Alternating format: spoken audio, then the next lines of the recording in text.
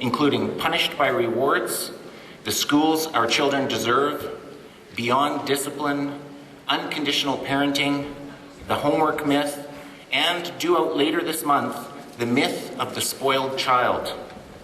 Kohn's criticisms of rewards and competition have helped to shape the thinking of educators, as well as parents and managers across North America and abroad. Time magazine, meanwhile, has described him as America's most outspoken critic of education's fixation on grades and test scores. He has lectured in all Canadian provinces and nearly all of the 50 states, and has been featured on numerous TV programs, including Oprah and Canada AM. Among Kohn's recent articles, The Case Against Grades in Educational Leadership, 5 Reasons to Stop Saying Good Job in Young Children, and Why Self-Discipline is Overrated in Phi Delta Kappan, and finally, Turning Children into Data in Education Week. Alfie Kohn lives actually in the Boston area and virtually at www.alfiekohn.org. Regina teachers, please give a warm welcome to Mr. Alfie Kohn.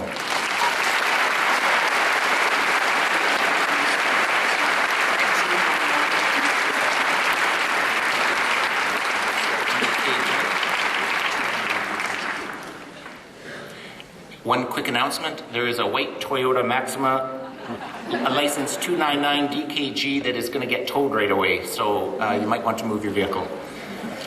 Mr. Alfie Kohn.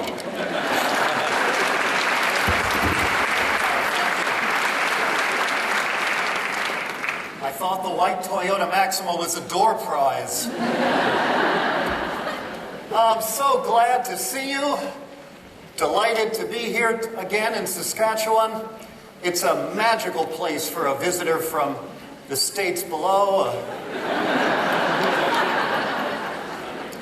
A place where people talk about the temperature and they leave off the minus sign. Think it'll get to be 15 today, yeah?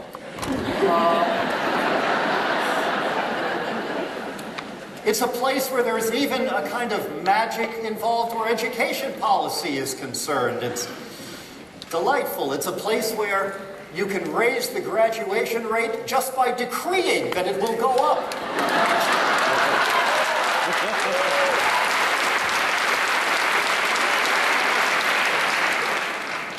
It's a place where corporate-style policies become student-centered just by calling it students first.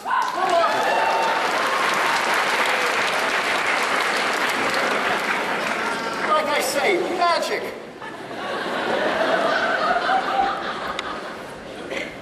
So, I'm here today to take an hour to invite you to take a closer look at the magic and the misdirection. And I'm going to begin by saying some stuff that may make you occasionally break out into applause. And then proceed to stuff that may leave you quieter. I want to begin by offering you reasons you may already be familiar with to be wary of government threats to increase and underscore the salience of standardized testing.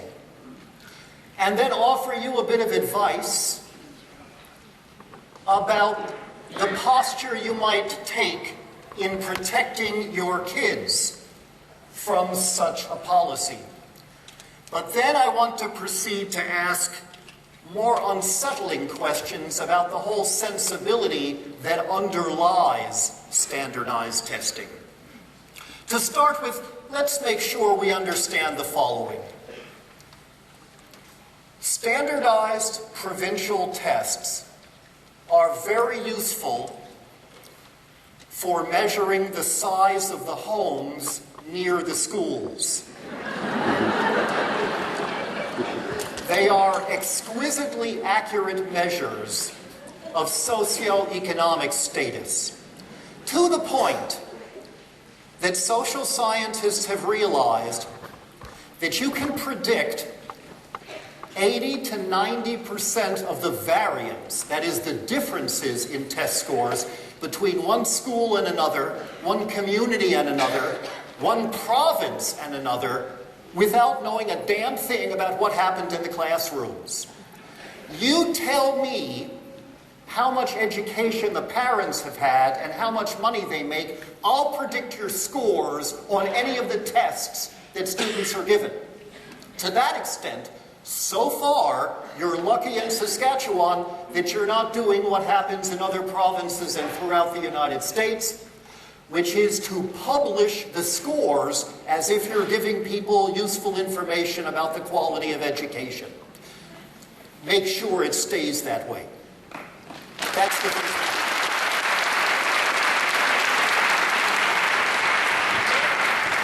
But let's imagine that we put that argument aside and look solely at the test scores of a given school, or even of a given classroom or a given student.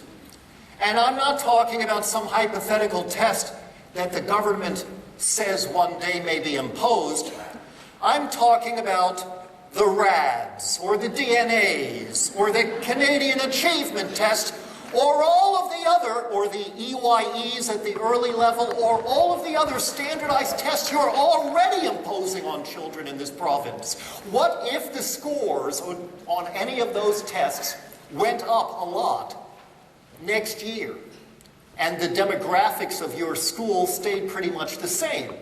Well, then the socioeconomic argument would have to be put aside. What should be the reaction of teachers and parents if scores on those tests, or any other hypothetical future test, were to increase? I put it to you that there are two possible rational responses you could have to the news that the scores went up. There's a moderate response and a radical response. I don't know you, so I don't know which you prefer. I'll give you both. The moderate response to our scores increased is, so what? That doesn't mean the teaching or learning improved. That's the moderate response. There are many ways by which scores on a variety of tests, and let's be clear about this. If all the students in the school or your district in Regina or across the entire province, if all of, well, thank you. That should be sufficient for the first 20 minutes. It's dry here.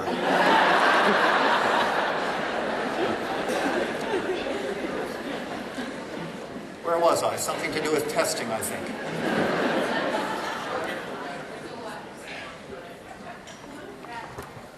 If the scores go up, it is a standardized test if all of the students across schools are given the same test under the same conditions. And I'm going to ask you to think about why you would need to do that. Just because it's not a horrific situation, American style, in which you have to do it every year, or they're published in the newspaper, doesn't mean it's not standardized. And thus, all of the things that I'm saying apply to what you're having to do right now. It's just that it could get worse if the government pushes the pause button again. You've got to make sure that we stop talking about the pause button and that they push stop and then erase. But I'll come to that later.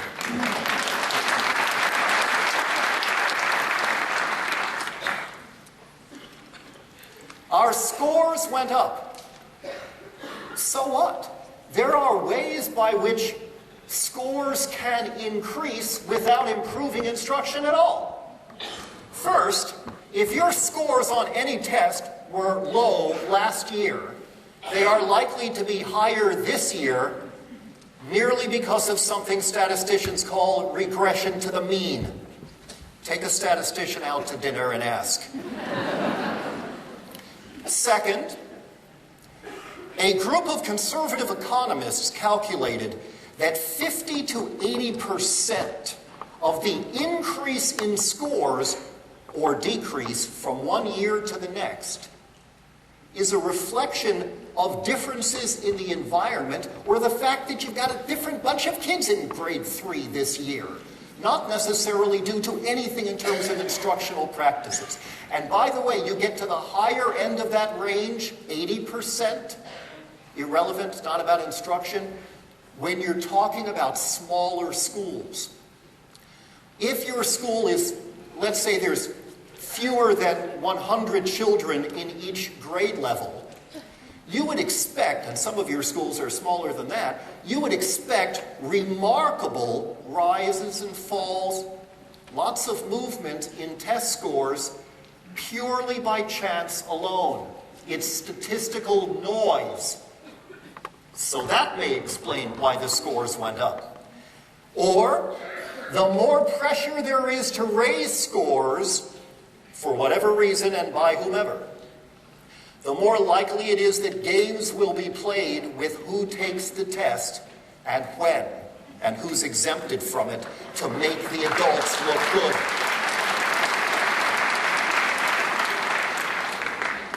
I have thousands of depressing examples from my country to offer if you want. The United States offers a cautionary tale, not a model to be emulated with respect to school reform. There are other games that can be played to raise scores. In the US, the more the pressure goes up, the more you've got explicit cheating. The more people feel their jobs are on the line and they play games, erase the scores, gives children the answers. But then there's something that could be called legal cheating, which is really just about teaching to the test. All right, so I know there's this reading assessment where students have to predict what's going to be on the reading piece, the text, and then they have to indicate their understanding of what the purpose of the test was, the outcome, the voice, what point was being made. They have to demonstrate according to a very carefully plotted, somewhat contrived format their reading skills. I can coach kids on a RAD test to get their scores up, especially if I'm being compared September to June to see if they and I look good, without ever helping them to become better readers. I've helped them to become better RAD test takers.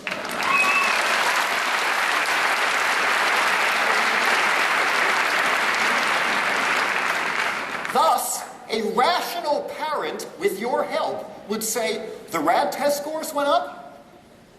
What did you have to sacrifice from genuine literacy to make that happen?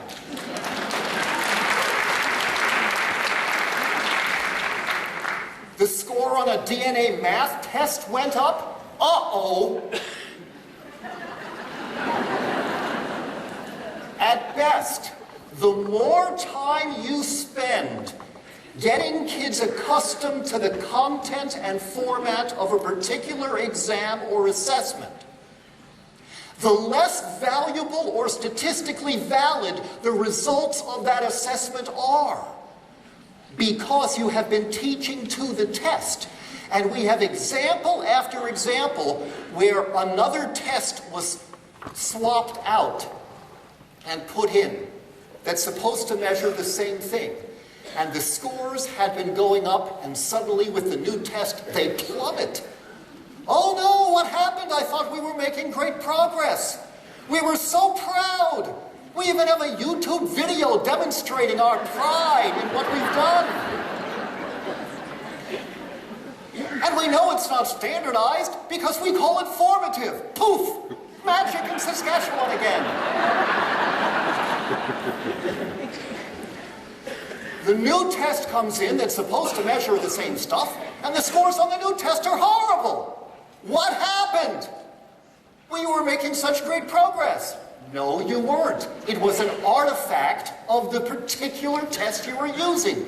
You were getting them prepared for that test.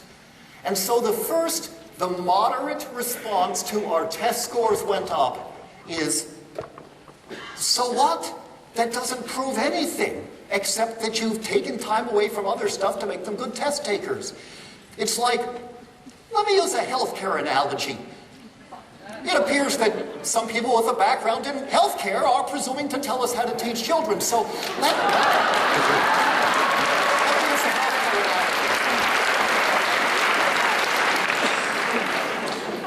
analogy. Imagine that we have a commitment to make sure that hospital care has improved.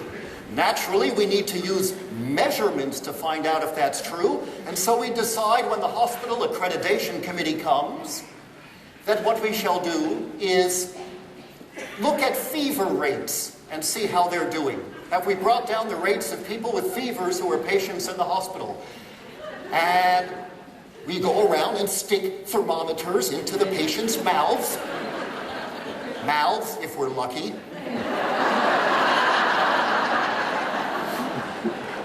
But we know we're about to be measured and held accountable.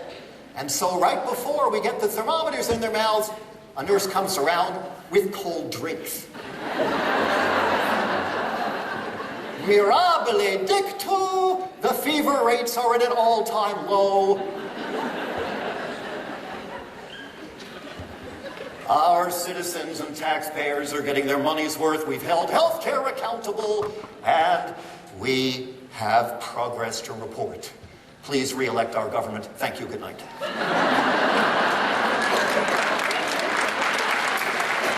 The analogy is all too apt.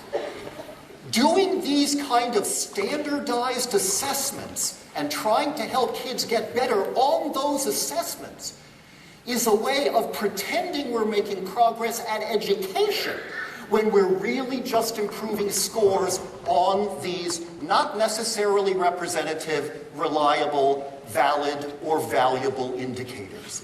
That's the moderate response. You ready for the radical response? Are you? You sure? Really? Okay. So the moderate response was, so what? The radical response to our scores went up is, that's bad news. Now we're in trouble.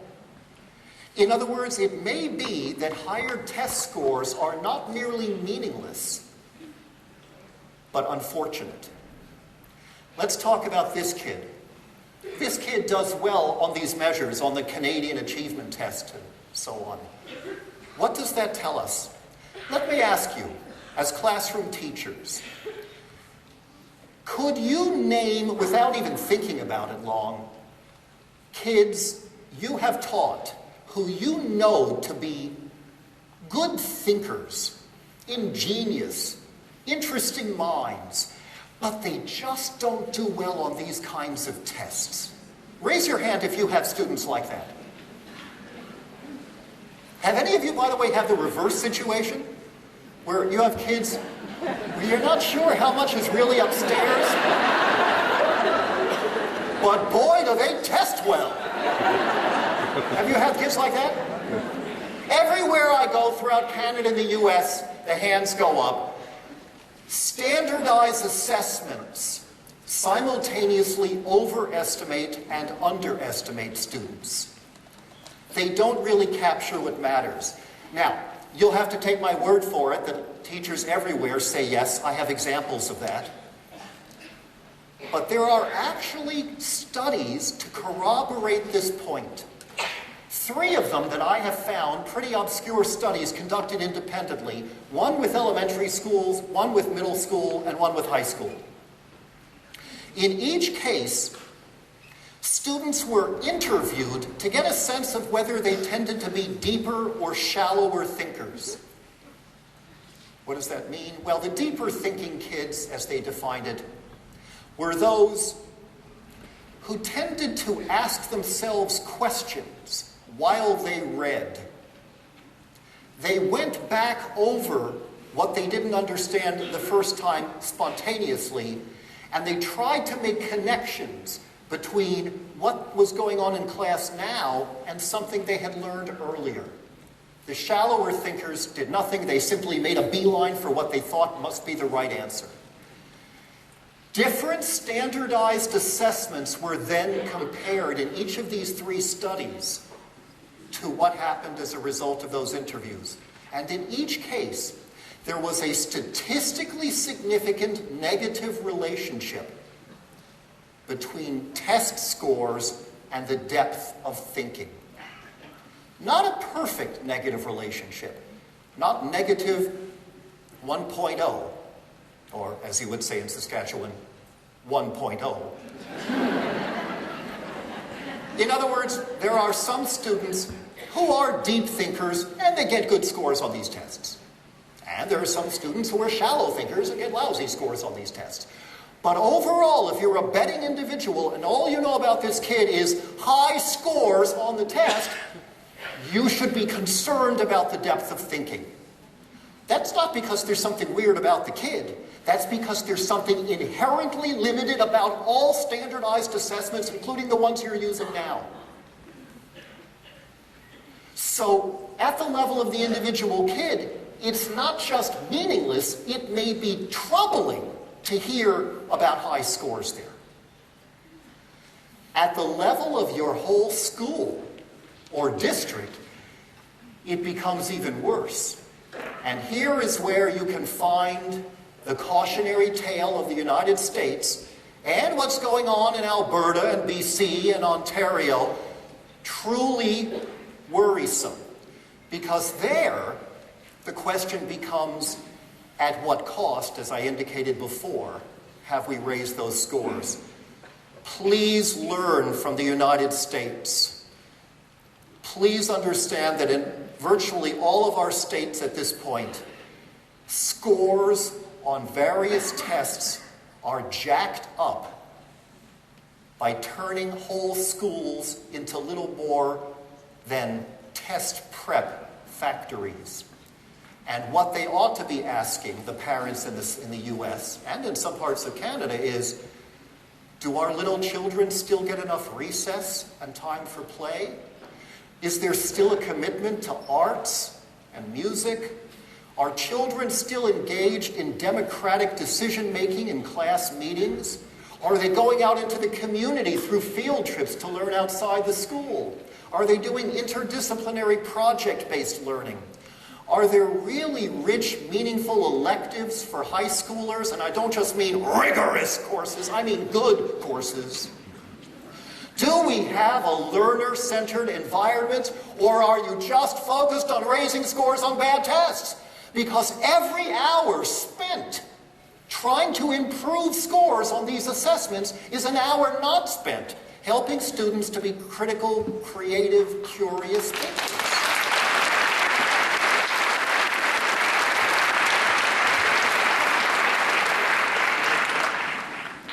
And so, the argument that I offer to you is that raising scores on these tests, on any test that is standardized, at best, is not impressive, and at worst, is depressing. And that's reason to give us pause about these. Now, I'm not saying that all of these tests are equally bad. Some standardized tests are bad, and some are horrible. That's pretty much the range. And there are variations in terms of how the tests are given and what the format is. For example, if the test is multiple choice, you know it is horrible. I mean, a psychometrician, an expert in educational measurement, said this to me many years ago when I was talking with him about this. He said, Alfie, don't you get it? Multiple choice tests are designed so that lots of students who understand the ideas are tricked into picking the wrong answers. If it's multiple choice, you cannot generate a response or even explain a response. So you cannot really get a sense of what kids understand, let alone what they can do with what they understand. A multiple choice test can be tricky, but it cannot be authentic and provide useful information. They are a lot more convenient to instructors or to governments because they're faster to score And that's where the advantages end. So that would be a problem. And there are other things that make some tests even worse in terms of how often they're given, at what age they're given. Anything that's considered a standardized test, a test in writing, there's basically no evidence to support any validity of the results until kids are at least 8 or 9 years old. Before that, you're testing the extent to which they can understand just the instructions or hold a pencil or sit still. And we have research showing that younger children who do poorly on a bunch of tests actually show that they understood the ideas in a conversation that was not standardized later on. There's a problem with standardized assessments in general, and so here's my advice to you. First of all, don't be misled by language. Just because people call them formative, that's like the government saying it's students first. It's a political notion. We claim that we use the information from the test to improve instruction, therefore it's formative. That doesn't mean it's not standardized, and it doesn't prove that you've actually improved instruction or learning. It may just mean you've taken information from a bad test and used it to make kids get better at taking the bad test. Don't be misled if people leave out tests entirely and just call it assessments.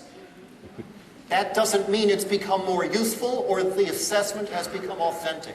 That's my first advice to you, is look past the language. My second piece of advice to you is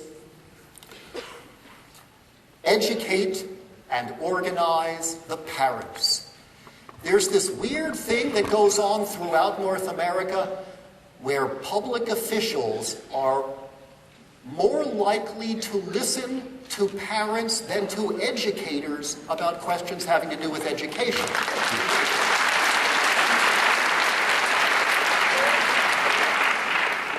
Some of them are more likely to listen to corporate officials than to educators about education.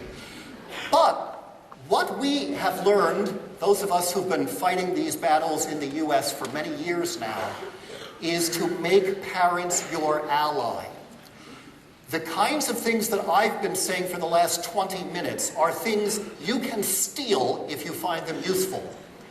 And in writing or in conversation, continuously engage parents in discussion about this. One interesting study came out of Colorado a while ago, where some parents with very traditional ideas who wanted to see, because they haven't heard anything different.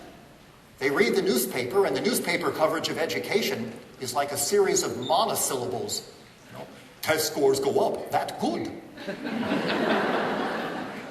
And they thought, well, great, let's make sure we have some accountability here. And then the parents were shown not only standardized tests, they were shown authentic forms of assessment that were not standardized.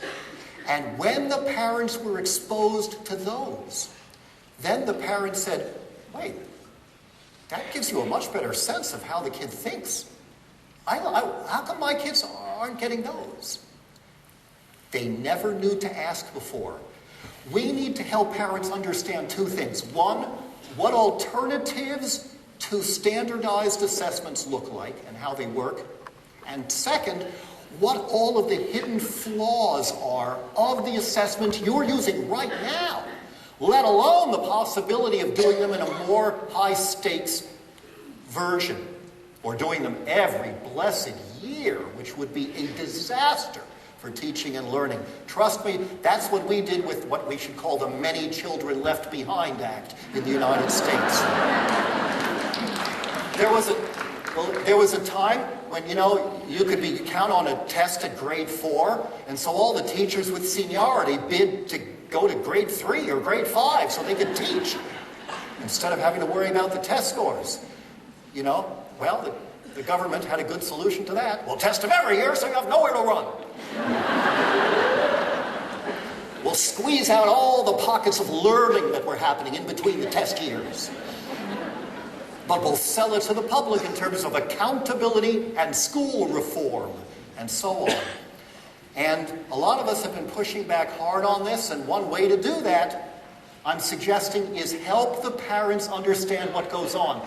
You know what your sister Teachers Federation did about 10 years ago in Alberta? They created a 4-color booklet to rebut the government's claims about the need for provincial exams. That step by step said, myth, fact, and here's the harm that these tests will do to your kids. And they took some time away from the other concerns. They were still worried about protecting their members, the teachers, in terms of funding cuts and making sure that salaries and benefits were high. But they said, this must be for a while our #1 priority, to protect not only us, but our kids from this government nonsense. And they spent a lot of money to put one of those pamphlets in every home in Alberta. In one state in the United States, the teachers' union actually bought time on television to have advertisements to say, do you want your kid going to a test prep academy or to a place of learning? And by the way, when you do this, be aware you have support with the parents. Just recently, a powerful letter was sent to the government saying very similar things to what I'm saying, with lots of citations, by the U of R Faculty of Education. Experts in education say, we know something about kids. Teachers in the classrooms are close to the kids. Who are you going to trust here? Them or folks who've never taught in a classroom and have a managerial perspective as if classrooms are like hospitals?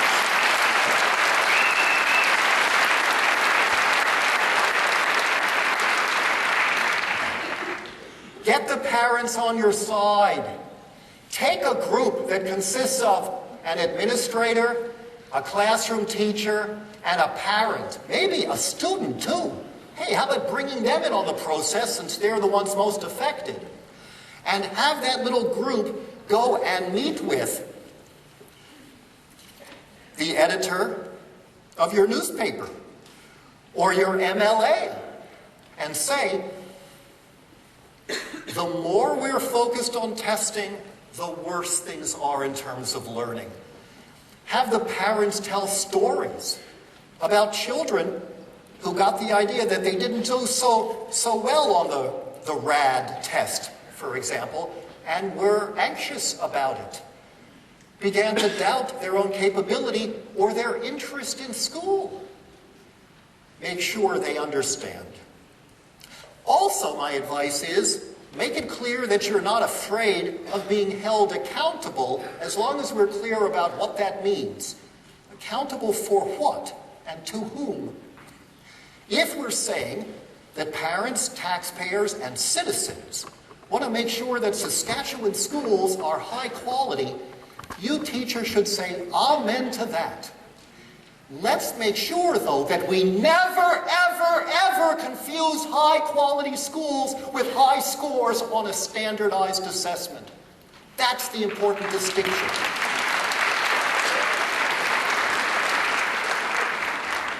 If my school, my classroom, feels like a factory, if kids are sitting there passively listening to lectures, hunched over desks, filling out worksheets, making their way through giant corporate-written textbooks, taking quizzes to see how many forgettable facts have been squeezed into short-term memory, having to work a second shift when they get home after a full day, despite convincing evidence that homework before high school has zero benefits. That could be another presentation. If I'm doing this stuff as a teacher, yeah, you should hold my feet to the fire. And if I'm helping your child become a more proficient thinker who's excited about learning, I wouldn't mind a congratulations and a thanks now and then. But never criticize me for low test scores or congratulate me for high test scores. If I accept your congratulations because my kid's scores went up, I'm part of the problem. Because I have then been party to, in the public mind, confusing outcomes that matter with test score results. Help the parents understand that. Reach out to them about this. I don't mind being held accountable for learning to you, but that's very different from being held accountable in terms of assessments. Maybe you need to do more than that. And by the way, you may find I understand a slightly more receptive ear at the leader post now to the possibility that test scores are not a good indicator. Use that to your advantage. Help educate the people who report on education. And most of all, I would say, don't be afraid to let slip that, like what's going on in the United States now with a groundswell of grassroots resistance, if the government was ever foolish enough to take back off the shelf the idea that they floated not long ago, to really increase the severity and frequency of provincial tests, that we would respond the way people are responding elsewhere, which is to say, we would not in good conscience be able to administer those tests. Make that clear. Start an initiative, if you need to, called Standardized Assessments Sabotage Kids. That's SASK for short.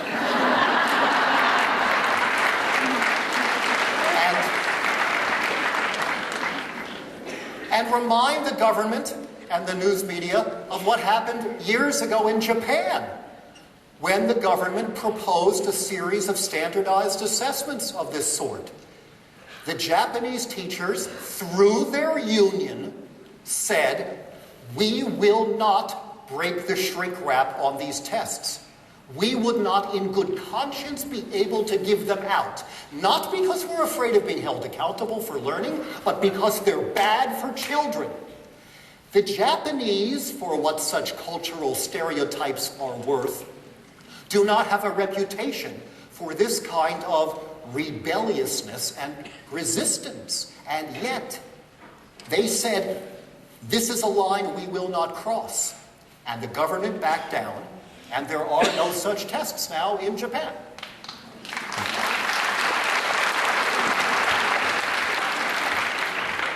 There's an exam for getting into university I wouldn't wish on my worst enemy, but there's nothing like this. That's my advice. And make it clear that any time a government official talks about a pause, maybe we made a mistake in the way we rolled out this proposal. Stop them. No, the problem was not with the way you presented the proposal. The problem was with the substance of the proposal itself. The suggestion is not that we need a moratorium or more time to consider. We don't need more time to consider. We have the research. We have the cautionary tale south of the border. This must never happen. That should be the unified response of educators. And now, I want to push you further on this. Now I want to suggest a possibility that you may find more unsettling. And that is that some teachers and building administrators may have accepted the same sensibility and general premises of teaching and learning that underlie government proposals for annual standardized tests, even while boasting that we don't have those kind of American-style tests. I want to suggest 5 things that should give us pause, even in the absence of provincial exams. The first is, even teacher-designed tests are typically not a good way to gauge thinking that matters. Even if they're not multiple choice, most tests that teachers give require kids to memorize facts and then spit them out on command. And we have some research dating back almost half a century that shows that the most talented teachers almost never give tests. First, because the tests measure what matters least, intellectually speaking. And second, because they don't need them.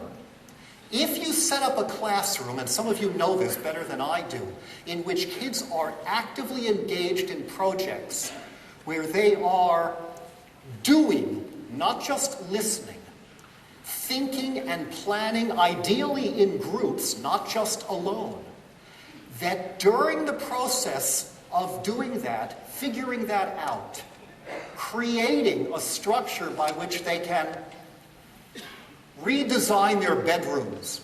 I heard a teacher do that not long ago. You have a budget of $200. You have to redesign your bedroom. How would you do it? Suddenly, the concepts of area and perimeter become relevant to real life. Plus, you've got to write up a proposal for your parents for convincing them why. So you've got various mathematical skills and language skills combined, plus doing research on how other bedrooms have been designed.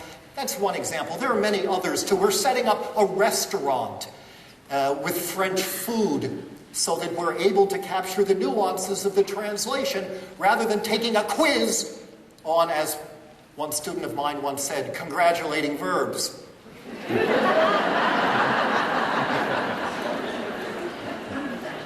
Or the students have become deputized as crime scene investigators, CSI people, and an elaborately staged traffic accident requires them to figure out what happened and then to report their findings, drawing from social studies and physics, mathematics, and language arts in order to do something that matters. They're learning in a context and for a purpose. While these projects are going on, the teacher is watching and listening to get a sense of which of the proficiencies required to conduct this well may be lacking in some kids. Who needs help? Who's not getting it? Why would you ever stop the learning, draw a line under it, and say, now we're going to have a test? A constant stream of useful information about learning is being provided to the teacher such that a test would not only be unnecessary, it would be redundant, and so on. So both because of the limits of tests and because of the lack of necessity, we have to be careful that we're not replicating with tests of our own design the same flaws that I have tried to indicate are present with imposed tests that everyone in the district or the province has to take. And yet many teachers aren't there yet, maybe because they need help. There's a library full of information on authentic assessment and how it's done. That's the first point. The second is people who have completely capitulated to the mindless worship of data and without any irony or self-consciousness talk about creating data walls or the need for a data-directed classroom, as if we're in some sort of factory where we have these widgets on the assembly lines and we subject them to these little assessments to collect data, and then based on that we are able to tweak our interventions and so on and raise scores on these same tests and so on. Folks, I wrote an article, I think Pat mentioned it in introducing me, called Turning Children into Data. It's on my website, which has 150 some other articles, all for free. My website is my name, alfiekohn.org. If you put .com, you get there anyway somehow. Magic. If you put .ca, not so much, I'm sorry. Or you can just Google it, turning children into data. It will show up. And it indicates that if you still talk about data enthusiastically where children are concerned, you may need to have your crap detector recharged.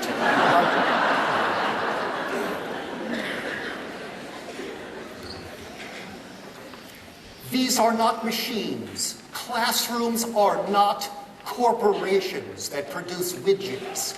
The whole standardized mentality shows up in the tendency to focus on numerical data. People say to me, no standardized tests. How are you going to measure students? Or, if they're not teachers, they add, how are we going to measure teachers? And my answer to that is, wrong verb. If you ask me how we can assess children, and you let me work with you in defining that term in its most authentic and least objectionable form, then I've got a lot of suggestions. So do other people. But measurement suggests that we can and should reduce teaching and learning to numerical terms. And I put it to you that you can't quantify most of the indicators that are meaningful. If children groan when the dismissal bell rings and want to continue arguing about what they've been discussing in class after class is over, that's a meaningful indicator of success. If kids come home chattering excitedly about stuff they figured out in their classroom today, that's a meaningful indicator of success. If kids not only can read, but do read for pleasure, that's a meaningful indicator of success. To use some data-oriented way of like sticking a probe in them to see, as if they were things so that we can tweak the intervention, that is what is typically called, data-focused instruction or something. But the act of reducing learning to numbers typically changes that which we are measuring. It's like some kind of weird twist on the Heisenberg effect, for those of you who like physics. If you don't like physics, here, how about this for a point that you could make to your next door neighbor who has nothing to do with education.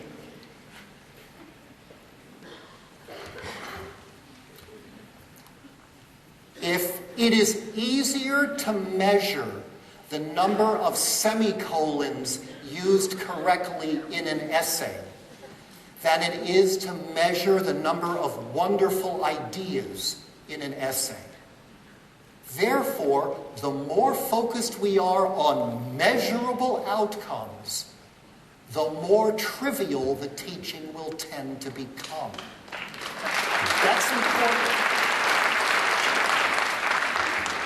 Don't be swayed by the people who have this newfound religion of data, of reducing kids' stuff with rubrics, which is as bad as a standardized test, even though it's smuggled into the back door.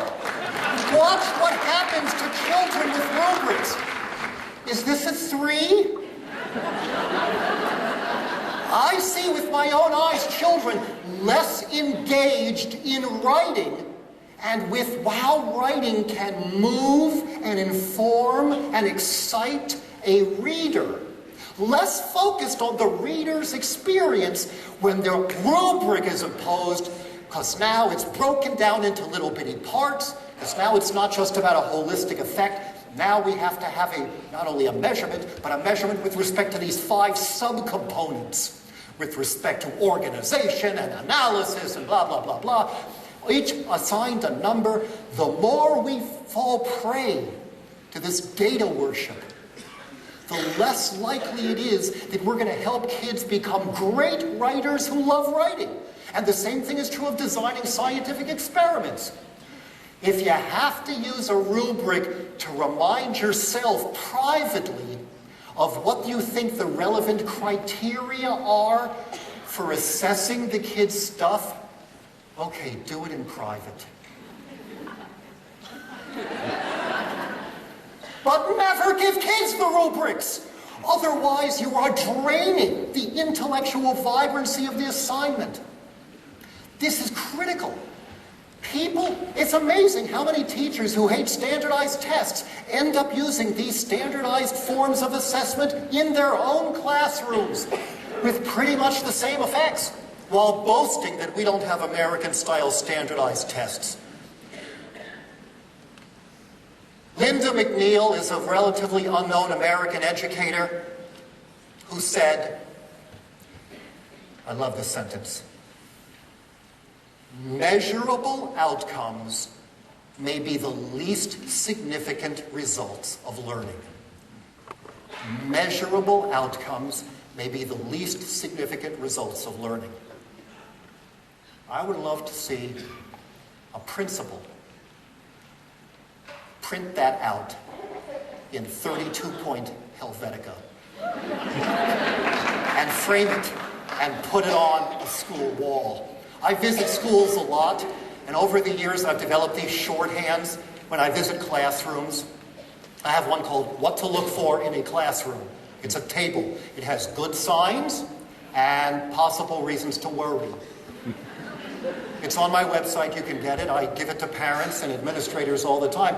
But I learn these sort of quick and dirty, what's going on in this school, where you can tell a lot, sometimes even when the kids aren't there, by the way the furniture is organized and what's on the walls and so on. But, you know, if I saw that on a principal's wall, measurable outcomes may be the least significant, I would see that as a marker and strongly suspect a lot of terrific stuff was going on in this school. If I walked in and saw a bunch of numerical indicators of student achievement, I would say, let's move along to another school. By the way, just by adding an S to those words, you can change the whole meaning, the whole gestalt shifts. Student achievement usually just refers to scores on assessments. But what if we talked about students' achievements? Now we're talking about real individual children and the real stuff that they figured out and produced. Not reducible to numbers necessarily, not scored by any sort of rubric. This is not, let us be very clear to the government, and let's be clear to our parents, and let's be clear to ourselves. When I say steer clear of a data-driven school, that doesn't mean I don't care about excellence. It doesn't mean I don't want kids to do well. Quite the opposite.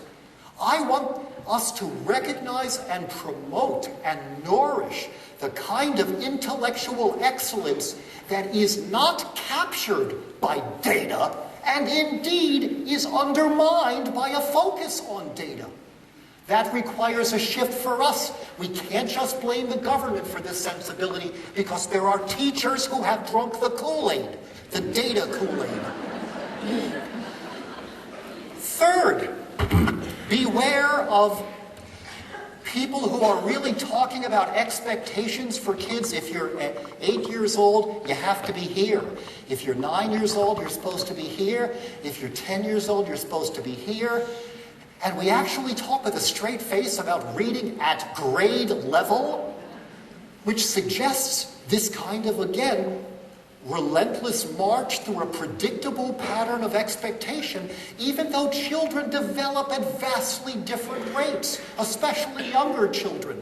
To say that we have to intervene because our data shows this 7-year-old isn't reading at grade level is to turn into a possible failure what may not be a failure at all.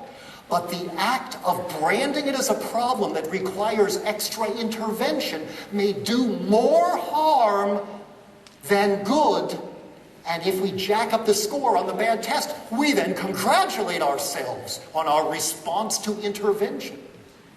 When in fact, the whole thing may have been problematic. The notion of grade level is a completely arbitrary and problematic construct, which in many cases is actually based on norm-referenced test results. Do you know what that means? It means that everybody can't be on grade level because it's based on the idea of what most kids are able to do and some can't. To say everybody has to be on reading at grade level is like saying, okay, kids, time to line up for lunch, and I want all of you to be in the front half of the line.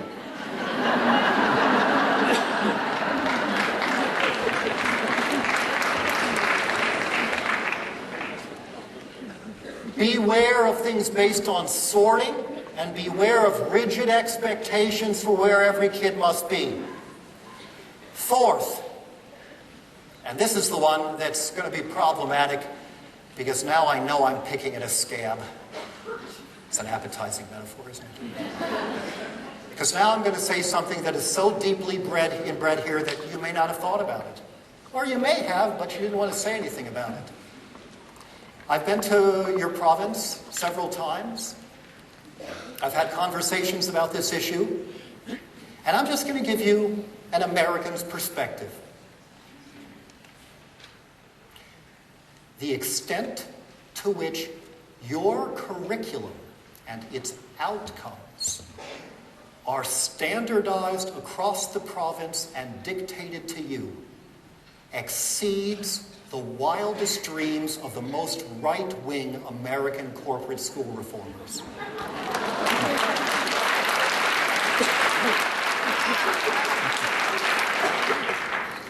Even teachers in Saskatchewan and many other Canadian provinces who proudly resist the pressure to do more testing take it for granted that if they're teaching science in grade 6, they have to teach the solar system. If they're teaching math in grade 4, the kids have to learn about different kinds of prisms. If they're teaching social studies in grade 8, they have to teach the effects or even benefits of a mixed market economy. You go on the website, and for a progressive educator like me, it's horrifying.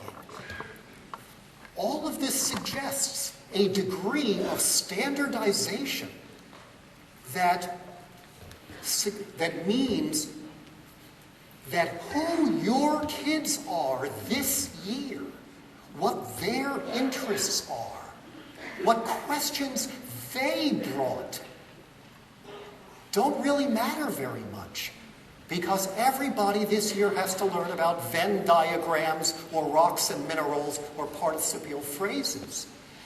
That's not the way great schools work. It's not just that the teacher is able to make adjustments. It's that the students, by their interests, are able to help negotiate the curriculum. In terrific schools, if there's 3 grade 5 classrooms, they shouldn't be doing mostly the same thing. And my grade 5 classroom this year wouldn't necessarily have the same curriculum as the one I had last year, because I have different kids.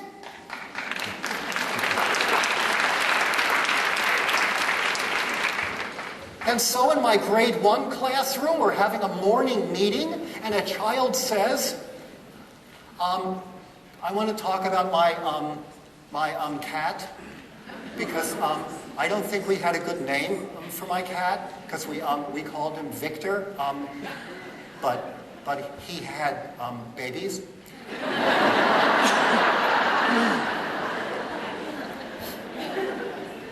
And I know kittens are supposed to be cute, but they are really not cute when they first come out. And another kid says, my dad told me that tigers are just like big cats. Is that true? And another kid said, I went to a zoo and I was noticing that the big cats, their eyes are moving even when they're sleeping. Do cats dream? And another kid says, how come my neighbor's cats sound like babies? The last thing a teacher should be doing is saying, well, that's all been very interesting, boys and girls. Thank you for sharing, but now we have to study magnetism. What you're doing is you're looking at intrinsic motivation in its undiluted form. These kids are saying, we want to know more about cats. These kids said that. Last year, not so much. What a great teacher does and what a great government supports the teacher's ability to do is say, I'm not an expert on cats, let's all learn about them together. And if we're able to create an interdisciplinary unit in which we learn about government policies about zoos, while we're also reading and writing stories about cats and creating art about them, and it becomes a 2-month cat unit, you need the freedom to do that if you're going to be good teachers.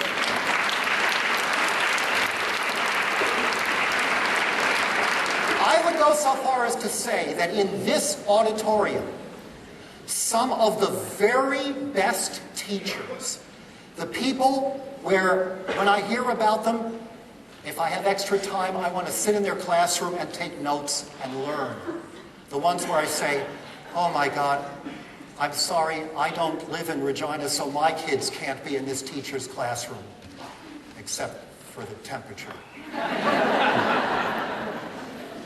Those amazing teachers here today spend most of their time professionally actively ignoring or subverting the Saskatchewan provincial curriculum.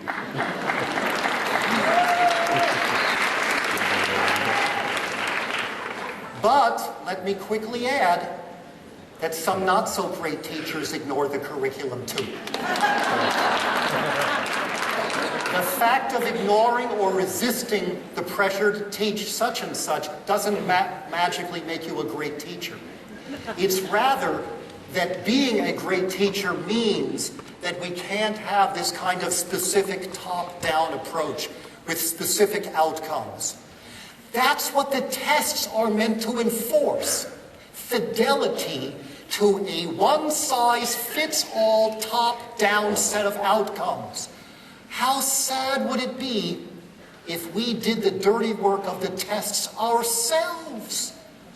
By keeping ourselves aligned to something designed by distant authorities, rather than a bubbling up, organic, student-led approach to exploration. And here is my 5th point that I would urge you to think about in terms of going beyond just tests are bad. And that is, and what I'm about to say is a 45-minute presentation reduced to a couple of minutes. Educational psychologists have discovered that there is a significant difference between a classroom or school where the main focus is on achievement, results, excellence, high standards, raising the bar. In short, on how well kids are doing. And on the other hand, a classroom or school or district where the focus is on what children are doing. This is about achievement and performance. This is about making sense of ideas and learning. When we get carried away with focus on achievement, let alone in terms of data-driven outcomes, we end up actually making kids less engaged in what they're doing. The kid who's now trying to get a 4 on a rubric instead of being really immersed in the act of writing for a reader is just one example of thousands where this takes place. The more kids are led to focus on improvement and achievement, the less likely they are to say, but how do we know that's true? Or, is that consistent with what we were doing last week? There's a big difference between a kid whose goal, think about that. What are your kids' goals when they come to school in the morning? There's a big difference between a kid whose goal is, I want to figure out how it is that these plants are able to grow in the closet. What happens to they need sunlight? Or, I want to know why the character in the story left home at the end, even though he didn't seem to be unhappy. Or, I wonder if there's a different way to solve this math problem, not the way that the book showed us. Those are learning goals, and they're completely different from the goal of a kid who says, my goal today is to get a 100. an A, a 3, a good job from the teacher, a gold star, or worse, to do better than the other kids. That's the most destructive one at all, when the system is set up to set kids against one another. These are goals of learning. These are goals of achievement. I'll give you a parent example. An older kid writes an essay. At home, kid says at dinner, I wrote an essay today.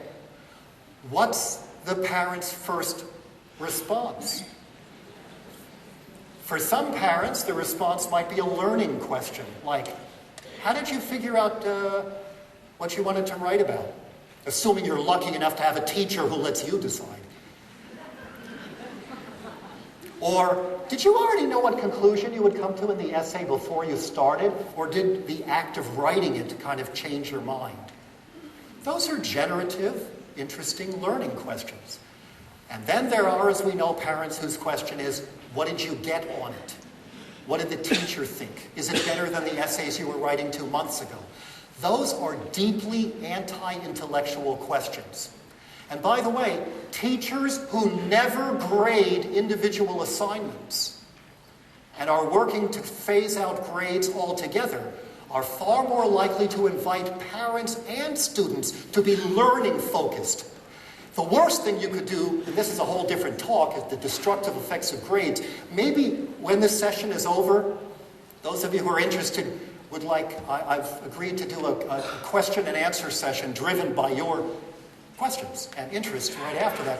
We can just talk about grades if you want, and I can tell you about even high school teachers in Canada, despite university responses and demands, who have stopped grading what their kids do, and the intellectual benefits are astonishing. With the teacher taking responsibility for, they may make me turn in a grade at the end, but I'm never putting a grade on an individual assignment. And once they do that, the response is amazing. And by the way, then the parent can't say, what did you get on it? Don't blame the parent for that if we're giving them the tools to ask anti-intellectual questions.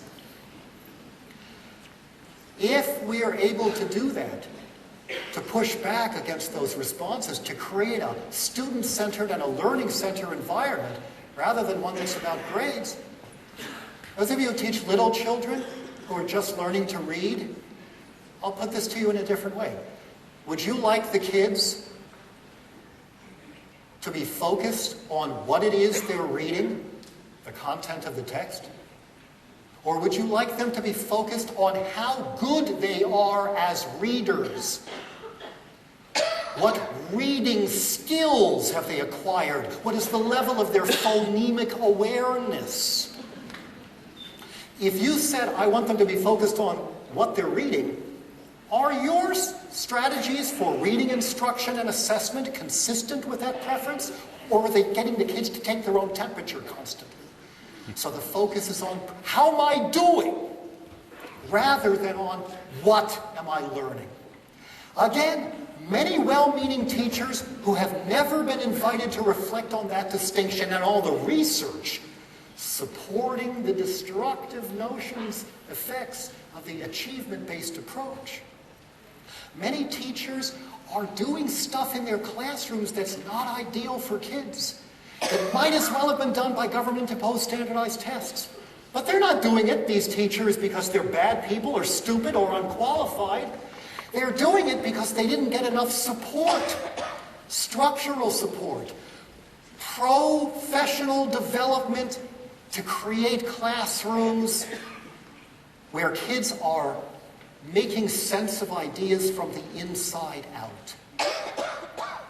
Classrooms where the learning is organized around questions and problems and projects, not around facts and skills and separate disciplines. Classrooms where kids are thinking deeply about questions that matter and where the kids have a lot to say about what they're learning and how and on what schedule and why. Classrooms where the kids are excited. We all want that. You didn't go into this career to get rich, I hope. You made a serious career error if you did that.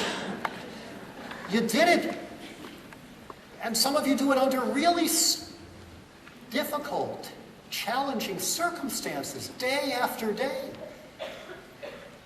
But we can all get better at our craft.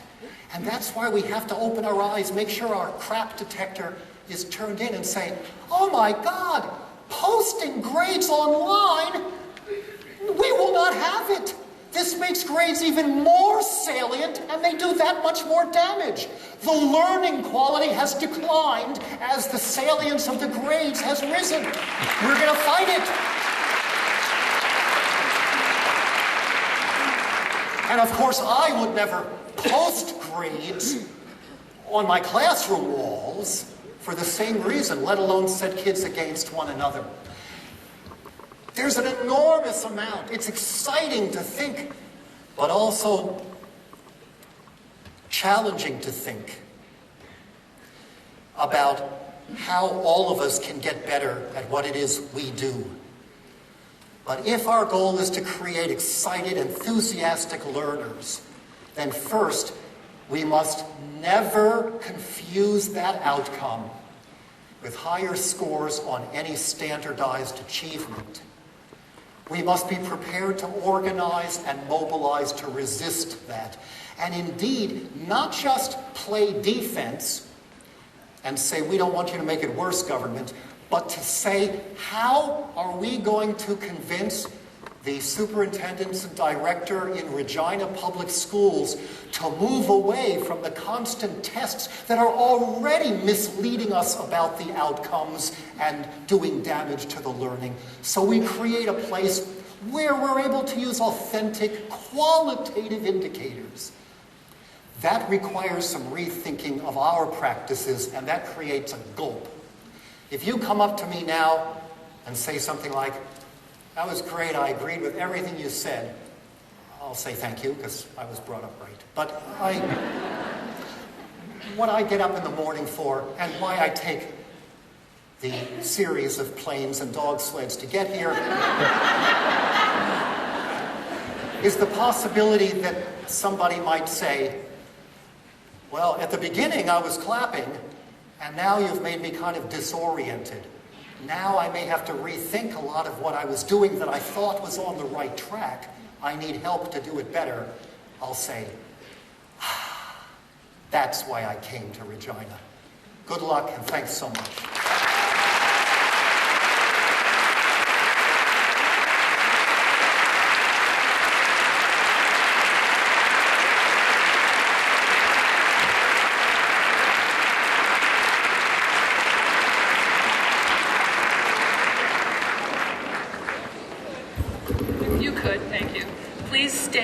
Until we finish, there's a few important housekeeping things. I wanted to thank Alfie, though. People standing in the doorways, actually sitting on the steps out there, we've probably had the biggest crowd that we've had in a while. Obviously, your reputation preceded you, and we weren't disappointed. I know that. I know that, like you, I'm like you in that I've listened to Alfie, and I'm going to go back and think about, what he's. All right, here I'm inspired, and we were entertained. And then we leave the building and we don't know what we should do. And Alfie gave us some ideas to do. And I think he challenged us, and I think I'll challenge you too, to start that conversation with people. Talk to your parents and talk to your administrators, and maybe send a letter to Deputy Dan and let him know how we're feeling about things. So thank you very much, Alfie. We really enjoyed it.